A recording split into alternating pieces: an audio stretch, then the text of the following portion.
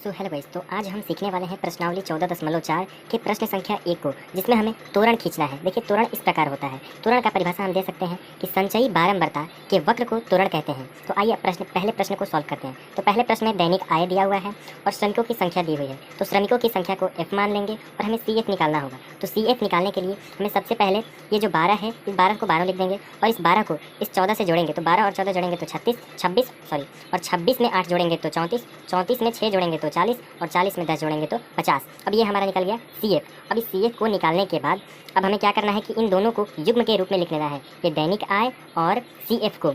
अब इन दोनों को युग्मों के रूप में हम लिख लेंगे। उसके बाद हम इनका त्वरण खींचेंगे। तो त्वरण में सबसे पहले आपको इधर 0, 10, 20, 30, 40, 50 तक बना लेना है और दूसरे में 120 से कम, 140 से कम, 160 से कम, 180 से कम और लास्ट में 200 से कम। अब उसके बाद देखेंगे कि पहला x अक्ष होता है, दूसरा y अक्ष। तो x अक्ष 120 है और दूसरा y अक्ष 12 है। तो x अक्ष 120, दूसरा y अक्ष 12, यानी 10 से थोड़ा ऊपर तो 12। इसी प्रकार हम सभी त्वरण को बारी बारी से खींच लेंगे और इनके बिंदुओं को मिला लेंगे, जिससे हमारा ये क्वेश्चन सॉल्व हो जाएगा। तो मिलते हैं नेक्स्ट वीडियो में ऐसे ही प्रश्न के साथ।